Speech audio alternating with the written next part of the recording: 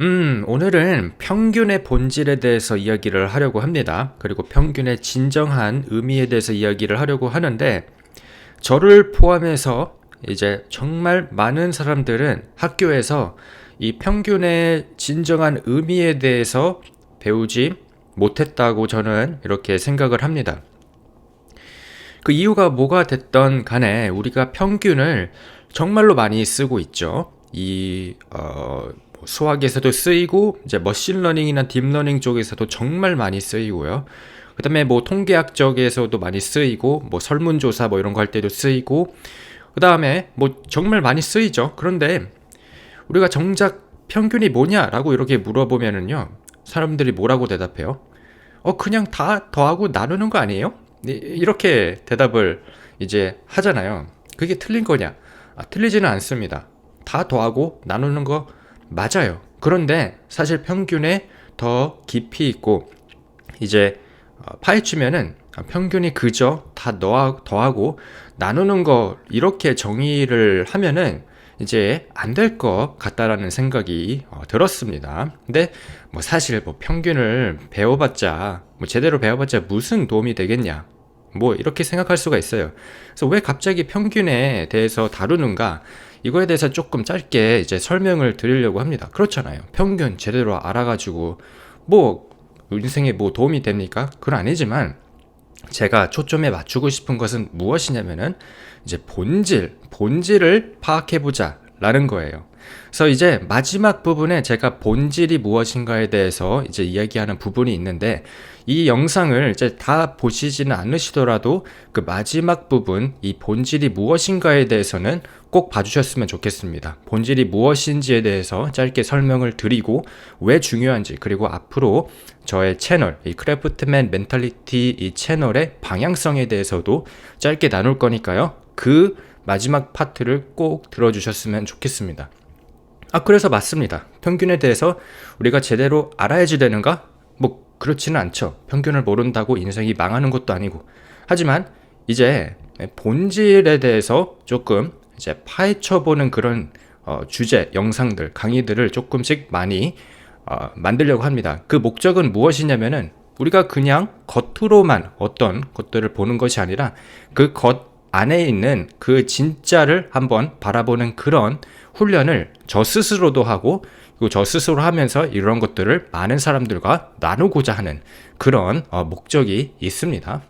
근데 이제 사실 평균은 제가 뭐 네트워크 강의도 만들고 파이썬 강의도 만들고 뭐 여러 강의들을 이제 만들었지만, 갑자기 수학이에요. 그래서 조금 그런 것 같습니다. 조금 어울리지 않는, 그러니까 저의 채널의 방향성, 뭐 채널의 성격상 어울리지 않는 주제인 것 같기는 합니다.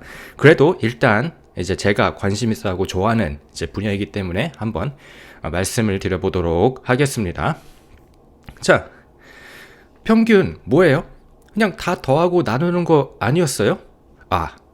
맞아요. 그런데 사실 더 정확하게 이야기하자면요, 평균은 편차 제곱의 무슨 말인지 전혀 모르겠죠? 괜찮습니다. 이거 다 제가 무슨 말인지 이해가 되실 거예요. 평균은 편차 제곱의 합이 최소가 되는 유리한 값이다 라고 이렇게 나오는데, 도저히 무슨 말인지 모르겠어요. 그래서 그냥 우리가 학교에서 배우는 평균이 무엇인지 알아보도록 할게요. 근데 사실 학교에서 우리가 평균에 대해 깊게 배우지 않기 때문에 평균의 진정한 의미를 모르지만, 뭐 틀리게 배웠다라고는 할 수는 없어요. 하지만 우리 보통 학교에서 평균을 어떤 식으로 배우는지 한번 보고, 그 다음에 진정한 평균의 의미에 대해서 한번 알아보는 그런 시간을 가져보도록 하겠습니다. 자, 학교에서 배우는 평균은 뭐예요? 이제 평균, 이제 한자로 보면은 평평할 평에 고를 기운, 그래서 평평하고 또 고르게라는 뜻인데, 이제 평자를 한번 보게 되면요, 이게 한자는 상형 문자잖아요. 그래서 이 저울 때의 모습을 본따서 이제 평평할 평이라는 이 한자가 된 거예요. 그래서 평평하게 하다 라는 의미를 가지고 있고요. 그 다음에 고를 기운 보시면은, 이게 이제 고르게 하다 할 때 그 기운이거든요. 근데 거기다가 흑토자를 넣어가지고요, 그래서 이제 뭐 흙을 고르게 하다라는 뜻을 가지고 있다라고 합니다. 그래서 만약에 흙을 고르게 하려면은 어떤 파트는 흙이 엄청나게 많이 쌓여 있을 수도 있고 어떤 파트는 흙이 조금만 쌓여 있을 수도 있죠. 그거를 이렇게 고르게 쫙 하는 거죠. 근데 이제 신기한 거는 이것도 고를균이고요. 이것도 고를균이에요. 그런데 이제 여기 고를균의 다른 점은 이제 흙을 썼다라는 겁니다. 네. 그래서 한자를 보실 때 이렇게 같은 이제 균 그리고 같은 의미를 가지고 있지만 이 같은 의미라도 어떠한 이 한자로 조합이 되어 있느냐에 따라서 이제 전체적인 의미는 달라질 수 있다라는 게 조금 신기한 것 같고요. 아무튼 그래서 평균은 여러 값들을 고르게 나눈 것이라는 의미를 담고 있습니다. 또는 이분하게 나눈다라는 그런 뜻을 가지고 있는 거죠. 자, 그러면은 자, 학교에서 배우는 평균 무엇이에요? 자, 사람이 4명이고요. 오렌지가 이렇게 각각 다르게 분배를 받았다라고 해볼게요. 근데 우리가 평균은 고르게 나누는 거잖아요. 자, 고르게 나눈 것, 뭐 평평하게 고르게 나누는 것. 그래서 여기서 어떻게 고르게 나눌 수가 있어요? 자, 여기 있는 이 오렌지를 사람 2한테 주고요. 그러면 이렇게 되겠죠. 그 다음에 얘를 여기 사람 4한테 주면은요. 이렇게 되겠죠. 그러면 이제 3개를 이제 4명이서 이제 나눠야지 되는데 어떻게 하면 돼요? 각 조각을 4개로 나눠 가지고 이런 식으로 2와 4분의 3 이런 식으로 고르게 나눠 가질 수가 있겠죠. 그런데 이제 쉽게 하는 방법이 있어요. 뭐예요? 그냥 오렌지 그냥 다 모아 가지고 이제 사람이 4명이니까 4개로 나누면 되지. 그래서 11 나누기 4 하면은 2와 4분의 3이 되는 거예요. 그래서 같은 이제 결과가 나오는 거고 이거를 이제 수학적으로 이제 표시를 하면은 모든 값을 다 더한 다음에 이제 n개로 나눈다. 그래서 이렇게 우리가 했고요. 이거를 조금 더 이제 수학적인 표현으로 하면은 이런 식으로 시그마를 사용해 가지고 이제 i분은 1에서 n개까지 그러면 x는 이제 값 1, 값 2, 값 3 뭐 이거를 다 더한 다음에 이제 n개로 나눈다. 그래서 이게 평균이었죠. 자, 근데 한번 우리가 생각을 해볼게요. 대한민국의 남자들의 평균 키는 175.5cm입니다. 라고 했을 때, 이제 평균은 이제 고르게 나누는 거잖아요. 그러면은 이제 대한민국에 있는 모든 남자들의 키를 고르게 나눈다. 그래서 키 큰 사람은 키를 조금 자르고 키 작은 사람한테 주고 그래서 그랬을 때 키가 175.5cm입니다. 라는 뜻을 가지고 있을까요? 그렇지 않죠. 말이 안 되죠. 어떻게 키를 잘라가지고 작은 사람한테 줘요? 이게 말이 안 됩니다. 자, 그래서 우리가 평균의 진정한 의미에 대해서 한번 이제 다뤄보도록 할 거예요. 여기서부터 이제 본 컨텐츠가 시작이 되는 겁니다. 자, 그래서 영어로 볼게요. 영어로는 average고요. 이제 완전히 다른 의미를 가지고 있어요. 평평하게 균등하게 나누자 이게 아니고요. 뭐라고 되어 있냐면요. An average is a single number or value that best represents a set of data. 그래서 데이터셋이 있다고 했을 때 이 데이터셋을 가장 잘 나타내는 하나의 숫자 또는 값이 바로 average다 라는 거예요. 그러니까 여기 봤을 때 대한민국 남자들의 평균 키는 175.5다 라고 했을 때 이 평균이 나타내는 것은 무엇이냐면은 대한민국에 있는 모든 남자들의 키를 조합한 조합이 아니죠. 키를 가지고 있는 어떤 데이터셋이 있으면은 그 데이터셋을 가장 잘 나타내는 숫자가 175.5라는 거죠. 네, 그래서 영어로는 완전히 다른 의미를 가지고 있고요. 그리고 저는 평균을 뭐라고 정의하냐면요. 이거는 제가 정의하는 거기도 한데 모르겠어요. 이거는 조금 제가 생각할 때 평균은 무엇인지에 대해서 말씀드리는 거고 그래서 이거는 조금 논란이 있을 수도 있을 것 같은데 어쨌든 평균이란 참값을 추정하는 계산법이라고 저는 생각을 합니다. 그래서 이게 왜 이렇게 되는지 제가 설명을 이제 좀 논리적으로 드리도록 하겠습니다. 자, 여기 보시면은 이제 롯데타워가 있죠. 그래서 롯데타워가 있고요. 우리가 이제 전문가들한테 10명의 전문가들한테 물어봤어요. 뭘 물어봤냐면은 이 사진 보고서 이 롯데타워가 몇 층일 것 같으세요? 라고 물어봤다 라고 해볼게요. 일반인이 아니고 전문가들입니다. 그래서 이게 그 가정이에요. 그렇죠. 자, 그랬을 때 10명의 전문가들의 예측이 이런 식으로 나왔다라고 해볼게요. 이제 가장 높은 층을 생각했던 사람은 137층이라고 생각을 했을 거고, 뭐 98층이 가장 낮은 층이었다라고 이렇게 해보도록 하겠습니다. 자, 그랬을 때 여기 있는 이 10개의 이제 전문가들이 예측한 이 층의 값들이죠. 이 예측 값들을 가지고서 참값이 있을 거 아닙니까? true value. 이 롯데타워가 이제 123층이거든요. 그래서 123층이 이제 true value, 참값이 되는 건데, 이 참값하고 가장 비슷한 값을 어떻게 하면 찾아낼 수 있을까? 그래서 여기 전문가들이 다 이제 전문성이 있으니까 각자 자기들의 이제 뭐 방법대로 예측을 했겠죠. 그랬을 때 여기 있는 10개의 데이터셋을 가지고서 참값하고 가장 비슷한 값을 어떻게 찾아낼 수가 있을까라는 그런 질문을 해봤다라고 해볼게요. 자, 그러면 어떻게 하면은 되냐면요, 일단 라인을 하나 그립니다. 그래서 여기 보시면은 120 이렇게 라인을 제가 임의로 그렸고요. 그 다음에 라인으로부터의 차이들의 절대값을 한번 이렇게 찾아보는 겁니다. 그래서 절대값이죠. 그래서 여기는 뭐 마이너스 몇이 아니라 절대값입니다. 그래서 어떻게 되냐면은 마이너스 22가 아니라 그냥 22, 10, 15 뭐 이런 식으로 절대값을 찾아요. 그 다음에 무엇을 하냐면은 이 차이들의 절대값을 모두 다 더합니다. 그래서 22, 10 다 더하면은 이제 104가 돼요. 이제 104가 되는데 이거를 여러 번 반복하는 거죠. 그래서 처음에는 predict 120이었는데 이제 126까지 쭉 이렇게 라인들을 이제 그린 다음에, 그다음에 그 라인으로부터의 차이값들을 다, 즉 차이값들의 절대값들을 다 더하면은 이런 식으로 88, 86, 88, 92, 96, 100, 104 이런 식으로 우리가 이제 구할 수가 있어요. 그렇죠. 이제 이거를 우리가 이제 코딩으로 해봤을 때 104, 100, 96, 92, 88, 86 88, 90, 94, 98. 자, 어떤 패턴이 보이지 않으세요? 자, 다시 보여드릴게요. 104, 100, 96, 92, 88, 86, 88, 90, 94, 98. 패턴이 보이시나요? 자, 이거를 우리가 이렇게, 이게 스캐터 차트라고 하는데, 스캐터 차트로 우리가 이제 그려봤어요. 그랬더니만, 신기하네? 이게 내려가다가 여기서 가장 낮고 그 다음에 또 쭉 올라가네. 신기하지 않아요? 자, 그래서 여기 보시면은요, 이 빨간 값 있죠?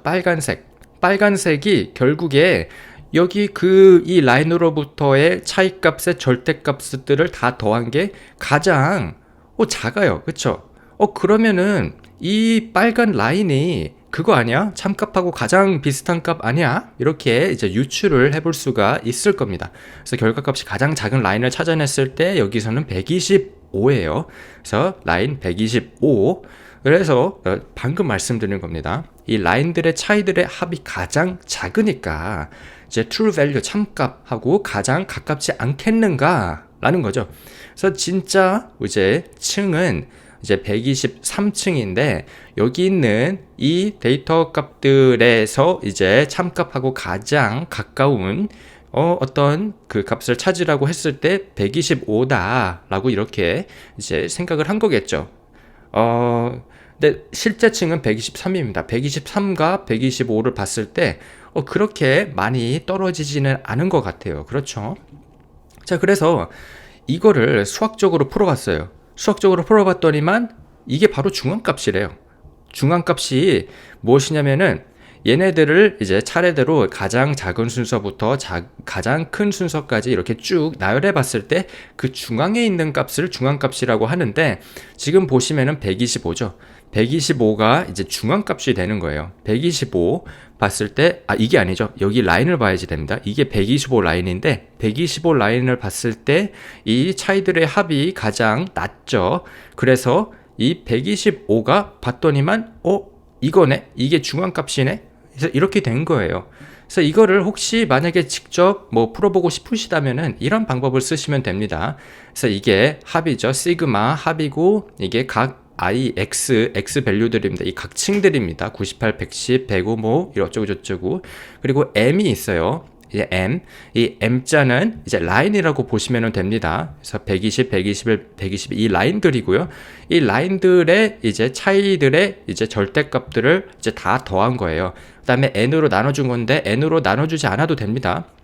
그랬을 때 이제 MAD 아니면 또 n으로 나누지 않으면은 뭐 AD 뭐 이렇게 되겠죠. 아무튼 뭐 n으로 나눴다 칩시다. 저는 뭐 수학을 전공하지 않아 가지고 그래서 일단 나누고요. 그러면 어떻게 되냐면은 이런 그래프가 나올 거 아니에요.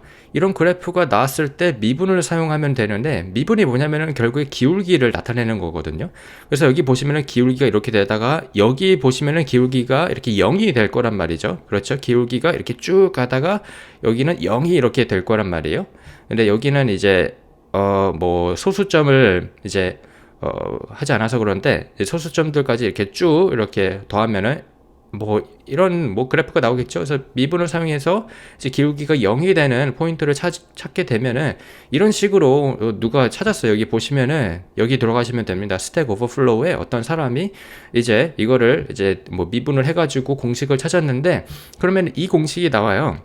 그러면 여기서 이제 x를 찾으면 되는 거예요.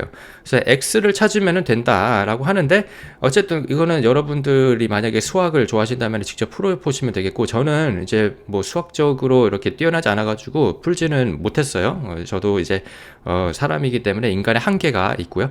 어쨌든 그래서 수학적으로 풀어보면은 신기하게도 이렇게 중앙값이 이렇게 된다고 합니다. 너무나도 신기한 것 같아요. 여러분이 직접 한번 풀어보시면은 뭐 될 것 같아요. 근데 저는 풀어보지 못했습니다. 근데 이제 문제가 있는데, 이제 중앙값은 이제 계산하기가 너무 까다롭다는 그런 문제가 있습니다. 자, 그게 무슨 말이냐면은, 중앙값을 계산하려면은 여기 있는 이 숫자들을 이렇게 순서대로 정렬시키고서 중앙에 있는 값을 찾아내야지 됩니다. 우리는 이제 125가 나왔었죠. 근데 사실 이게 이제 숫자가 그거죠. even이죠. 저기 그 홀수 짝수 했을 때 짝수잖아요. 여기 있는 총 이제 10명이 있으니까 이제 짝수인데, 네. 맞죠? 10명이 있으니까 하나, 둘, 셋, 넷, 10명이 있으니까 짝수인데, 그래서 짝수에서 만약에 여기 가운데에 이게 두 개가 있으니까 두 개를 더한 다음에 나누면은 그걸 중앙값이라고 하는데, 어쨌든 이런 방법을 이용해서 중앙값을 찾아야지 되는데요. 만약에 데이터가 10,000개가 넘는다. 뭐 요즘은 빅데이터 시대라서 뭐 100만 개가 넘기도 하죠. 그러면은 이 10,000개가 넘는 데이터를 순서대로 정렬을 시켜야지 되는데, 이게 이제 컴퓨터가 없으면 할 수가 없어요. 사람이 할 수가 없는 겁니다. 이거는 불가능해요. 그래서 지금의 컴퓨터가 해주지만 수작업으로 하려면은 이제 10,000개의 데이터를 정렬시키고, 그 다음에 거기서 이제 중앙에 있는 값을 찾는 게 하루 종일도 걸릴 거란 말이죠. 그래서 어떡합니까? 다른 방법을 찾았어야지 됐어요. 그래서 어떤 방법을 찾았냐? 이제는 차이들의 절대값이 아닌 제곱을 사용하는 겁니다. 그래서 이런 식으로 제곱을 사용해도 이제 마이너스 플러스가 사라지는 거는 매한가지니까요. 그래서 제곱을 이렇게 사용을 했고요. 그 다음에 제곱을 모두 더한 겁니다. 그랬을 때 1469, 그래서 120 라인이에요. 120 라인은 1469가 나왔고요.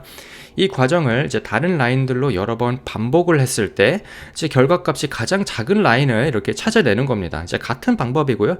그랬을 때 어떻게 되냐면은 이렇게 예쁜 이런 그래프가 나오게 됩니다. 되게 신기하죠?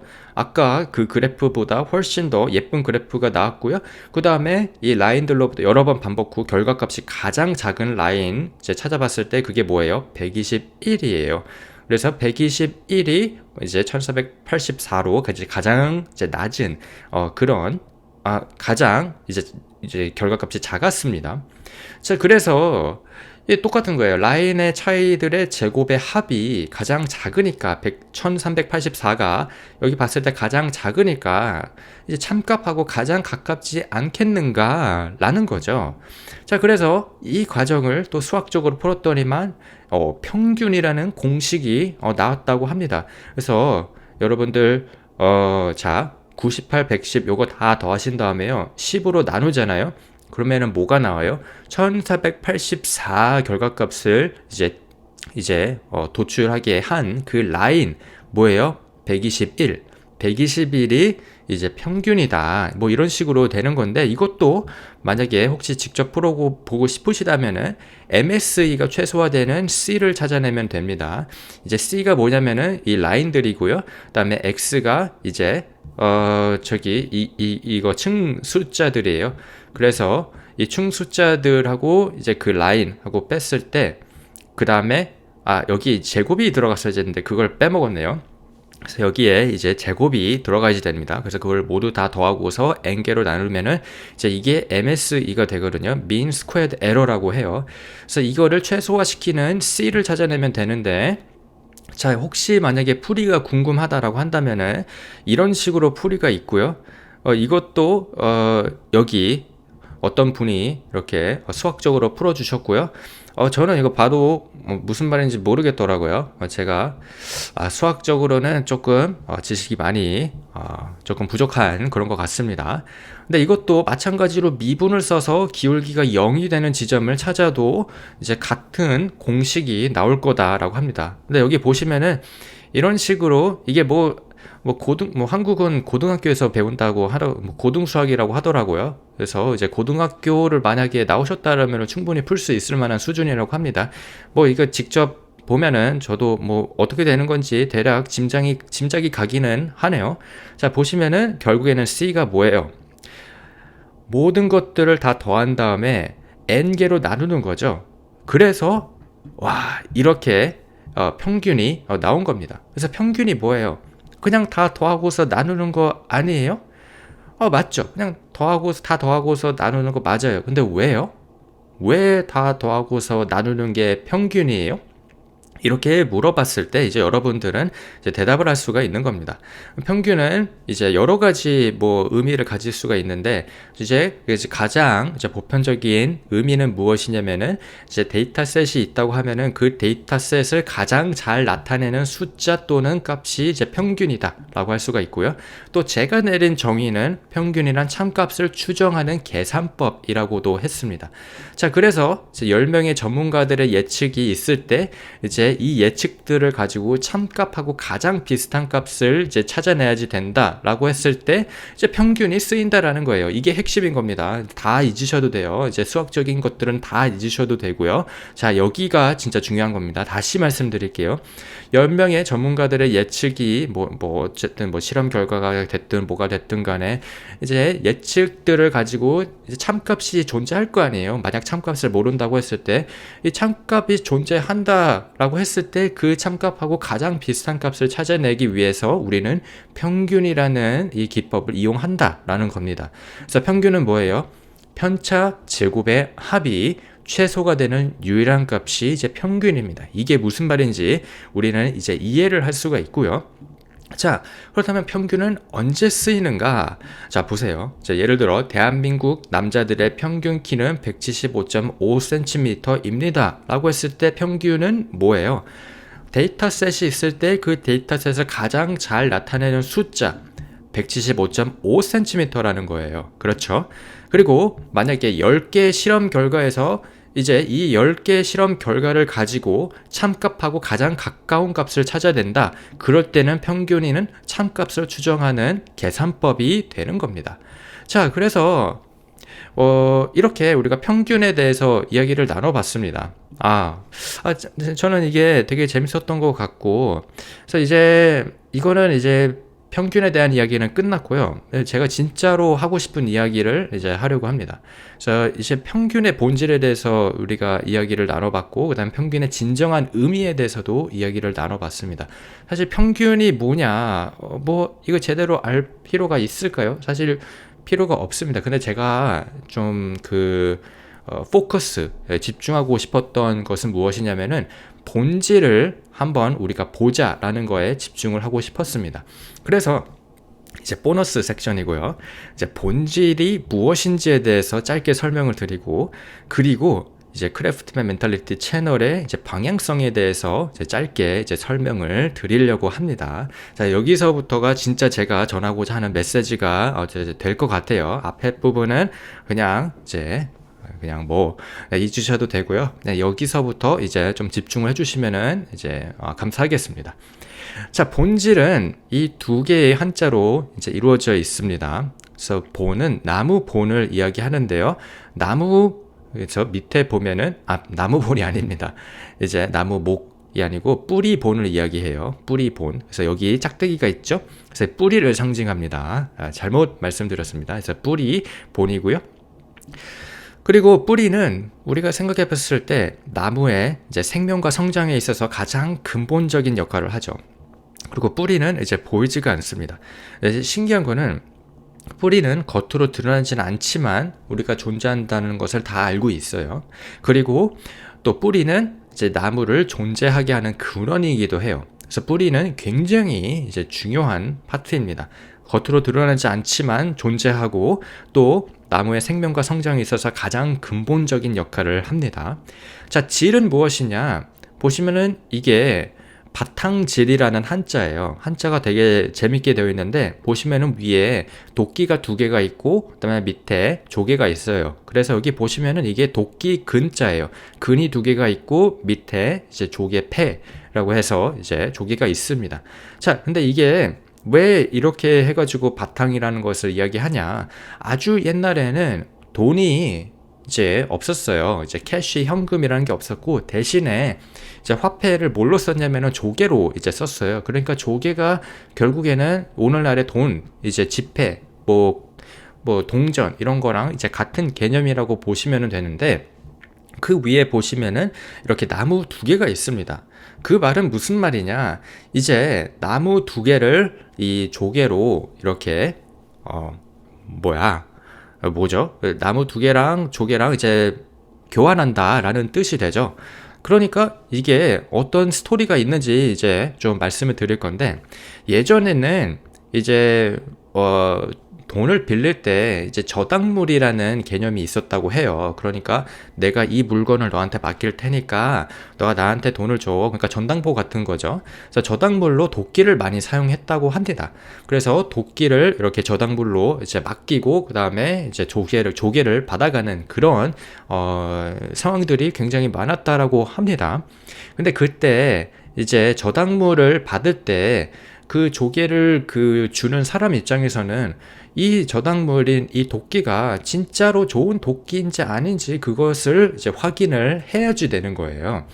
그래서 돈을 빌려주는 사람은 아무 물건이나 저당물로 받지 않았다. 그래서 겉모습만 번지르라는 것이 아니라 진짜 가치가 있는 물건인지를 꼼꼼하게 따져보아야지 됐다라는 거죠. 그래서 이 나무가 진짜 튼튼한 나무인지 아니면 이 도끼가 이제 날이 진짜 제대로 서 있는지 이제 뭐 진짜 튼튼한 도끼인지 아닌지 그런 것들을 우리가 꼼꼼하게 이제 돈을 빌려주는 사람이 이제 그것들을 따지고 뭐 그래야지 됐다라는 거죠.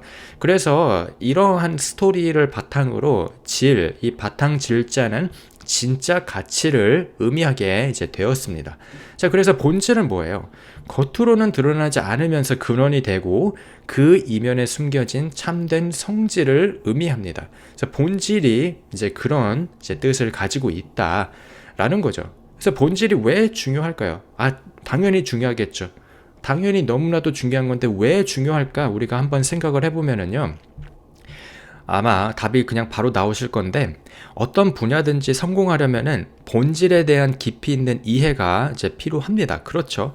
본질은 고급 지식과 기술을 쌓는 기반이 되는 핵심 원리와 개념입니다. 그렇죠. 그래서 본질을 제대로 파악해야지. 그러니까 쉽게 말해 기본기가 있어야지 그 기본기에 이제 쌓아가지고 더 이제 고급적인 지식과 기술을 이제 배울 수 있다라는 거예요. 우리가 오늘 평균에 대해서 얘기를 했잖아요. 그래서 평균에 대한 본질을 제대로 파악해야지 다음 단계인 분산에 대해서 깊이 있게 이해를 할 수가 있고요. 그 다음에 평균과 분산을 이해해야지 정규분포를 이해할 수가 있고요. 그 다음에 평균을 제대로 이해해야지 선형회귀라는 게 있습니다. Linear Regression이라고 해서 데이터셋을 가지고서 이제 뭐 그 다음 미래를 예측하는 어떤 이제 뭐 선형회귀라는 게 있는데 이제 선형회귀도 이제 평균 이거를 제대로 이해해야지 이해할 수가 있고요. 선형회귀를 제대로 이해해야지 이제 로지스틱 회귀를 이해할 수가 있고 뭐 어쩌고 저쩌고 해서 로지스틱 회귀를 이해해야지 이제 뭐 딥러닝의 뉴럴 네트워크를 이해할 수 있고 뭐 이런 식으로 이어집니다. 그리고 딥러닝 딥러닝에서도 평균은 이제 쓰이고요. 예를 들어서 딥러닝에 이런 게 있어요. 그래서 이미지를 우리가 학습을 시킬 때 이미지 파일이 방대하잖아요. 숫자가 너무나도 많아가지고 이미지를 축소시켜가지고 그 다음에 이제 학습을 시켜야지 되는데, 이제 이미지를 축소시킬 때 그 이미지의 그 정보를 이제 부시면 안 되잖아요. 그래서 어떻게 합니까? 여기 이 4개의 픽셀은 이런 식으로 이제 평균을 내어가지고 이제 하겠다. 여기 있는 4개의 픽셀도 마찬가지로 평균을 내겠다. 뭐 이런 식으로 하는 겁니다. 평균을 왜 내요? 데이터셋이 있을 때 이 데이터셋을 가장 잘 나타내는 숫자가 바로 평균이라 그랬죠. 그래서 이렇게 평균으로 이제 해가지고 이제 그 이미지를 축소시킨 다음에 이제 학습을 시켰을 때 그래서 나온 게 이제 CNN Convolutional Neural Network라는 건데, 이제 테슬라에서 이제 쓰고 있죠. 테슬라에서 저기 자율 그거 있죠? 자율 운전인가? 뭐 갑자기 어토노머스 비클이라고 그러는데, 어쨌든 거기에 이제 쓰이는 모델이 CNN인데 거기에 쓰이는 기법입니다. 그래서 이제 평균을 제대로 이해해야지 딥러닝에서도 평균이 쓰이기 때문에 이해할 수가 있어요. 그러니까 만약에 내가 데이터 분석가고 데이터 사이언티스트고 인공지능 엔지니어고 뭐 어쩌고저쩌고 막 한다. 그러면은 이제 기본기를 이해해야지 되는데, 그 기본의 기본이 바로 평균이라는 거죠. 그냥 다 더하고서 나누는 거 아니에요? 그냥 평평하게 균등하게 나누는 거 아니에요? 그냥 이런 정도로 이해를 하면은 이제 깊이 있게 이해를 할 수가 없다라는 거겠죠. 자, 그리고 이제 또한 본질에 대한 이해는 문제 해결과 논리적 사고에 이제 필수적입니다. 그렇죠. 이것도 너무나도 당연한 이야기입니다. 너무나도 당연한 이야기인데 제가 재미를 위해서 이제 예를 하나 가지고 오겠습니다. 자, 요리를 하는데 만약에 양파가 없어요. 자, 양파가 없으면 어떡해요? 자, 양파가 없다면은 여러분들은 어떻게 하실 겁니까? 자, 근데 양파가 없으면 대체할 무언가를 찾으면 되잖아요. 근데 양파가 요리에 사용되는 이제 본질적인 이유를 우리가 알아야지 뭘 대체를 할 건지 이런 것들 알 수가 있어요. 그래서 봤어요. 이게 그 구글 제미나이한테 물어본 겁니다. 인공지능한테 물어봤는데 얘가 뭐라고 얘기하냐면은 양파를 요리에 사용하는 본질적인 이유는 풍미증진이래요. 그리고 뭐 시각적 요소도 있고, 그다음에 뭐 아삭아삭한 그런 식감도 있고, 뭐 어쩌고저쩌고 여러 개가 있는데, 제가 봤을 때 가장 본질적인 이유는 풍미증진입니다. 자, 감칠맛이 있어요. 양파는 이제 글루타산 뭐 어쩌고저쩌고 해서 감칠맛을 낸다라고 하고요. 그다음에 또 단맛이 있죠. 우리가 카레라이스 할 때 양파를 꼭 넣는 이유가 뭐예요? 단맛을 넣기 위해서죠. 자, 그리고 매운맛이 또 있어요. 생양파의 매운맛이 또 이렇게 있고, 또 자극적인 매운맛이 뭐 이렇게 있고요. 그다음에 또 향이 있어요. 또 양파 특유의 향긋한 향을 가지고 있어요. 그래서 이러한 뭐 더 많은 이유들이 있겠지만, 요리하는데 양파가 없다라면은 이런 것들을 대체하기 위해서 여러분들은 어떻게 하실 거예요? 그래서 뭐 이렇게 생각할 수 있겠죠. 뭐 단맛을 대체하려면은 뭐 설탕을 집어넣고, 매운맛을 대체하기 위해 뭐 고춧가루를 집어넣고, 향은 뭐 어쩔 수 없으니까 뭐 날리고, 그다음에 감칠맛은 뭐 MSG를 집어넣으면 되는 거 아니겠어? 이렇게 우리가 뭐 문제 해결을 할 수가 있겠죠. 그냥 뭐 재미로 하는 겁니다. 재미로. 제가 요리사가 아니기 때문에 잘 모르겠지만, 그래서 이것도 재미로 하는 건데 이 백종원 씨가 이제 요리하는데 양파가 없다면이라는 질문에 대해서 이제 뭐라고 하냐면은, 양파 정도는 있어야겠죠. 아니, 양파도 뭐가 없으면은 그냥 나가서 사드세요. 네, 아무튼 이건 백종원 씨의 이제 문제 해결 아주 좋은 문제 해결인 것 같습니다. 나가서 사 먹는 게 오히려 더 좋을 수도 있어요. 그렇죠. 자, 그리고 이제 본질이 중요한 이유, 또한 변하지 않는 핵심 원리를 파악해야지만 이제 새로운 환경에 적응을 할 수가 있습니다. 이게 진짜 제가 핵심인데요. 이제 본질, 그러니까 핵심 원리가 결국에는 본질이잖아요. 그것을 파악해야지만 새로운 환경, 앞으로 미래에 얼마나 새로운 기술들이 또 오고 엄청나게 많은 변화가 있을 거잖아요. 그런 환경에 우리가 핵심 원리를 파악해야지 이제 적응할 수가 있고, 쉽게 빠르게 또 배워서 이제 적응해 나갈 수가 있다라는 게 제가 가장 이제 중심적으로 이렇게 하고 싶은 그런 내용인데요. 그래서 예를 들어서 이제 우리 그 프로그래밍에서 보면은 프로그래밍 언어가 엄청 많고요. 그다음에 프레임워크도 엄청 많아요. 뭐 리액트도 있고요. 그다음에 뭐 스프링도 있고요. 뭐 엄청 많죠. 저기 그 뭐야 Next.js도 있고 요즘 엄청나게 많아요. Next.js 맞네요. 아, 맞을 거예요. 그래서 프로그래밍 언어도 계속해서 새로운 언어들이 막 생겨나고 하는데 이 프로그래밍 언어들에서 사용되는 자료 구조, 배열, 뭐 linked list, 뭐 tree, graph, 그다음에 뭐 hash, 뭐 이런 것들이 기본 원리는 변하지 않습니다. 자, 기본 원리가 뭐예요? 이러한 자료 구조들을 이용하는 이유가 뭐예요? 결국에는 컴퓨터에는 메모리가 있는데요. 이 메모리에 데이터를 어떤 방법으로 우리가 이제 저장을 할지, 이게 자료 구조잖아요. 결국에는 이게 기본 원리잖아요. 그래서 이 메모리에 어떤 방법으로 자료 구조가 이렇게 저장이 되고, 그래서 그렇기 때문에 뭐 배열은 이런 상황에서 좋고 연결 리스트는 이런 식으로 저장이 되기 때문에 이런 상황에서 좋고, 뭐 이런 것들에 대해서 이제 우리가 파악을 해야지 된다라는 거죠. 그냥 배열은 이런 거고요. 이렇게 쓰이고요. 이런데 좋고요. 연결 리스트는 뭐 이렇고요. 이런데 쓰이고 이런데 좋고요. 이게 아니라 그 내면에 있는 핵심 원리를 파악을 하게 되면은 너무나도 자연스럽게 자료 구조가 이해가 되는 거죠. 자, 그래서 앞으로 크래프트맨 멘탈리티 채널에서는 이러한 변하지 않는 핵심 원리들에 제 초점을 맞출 예정입니다.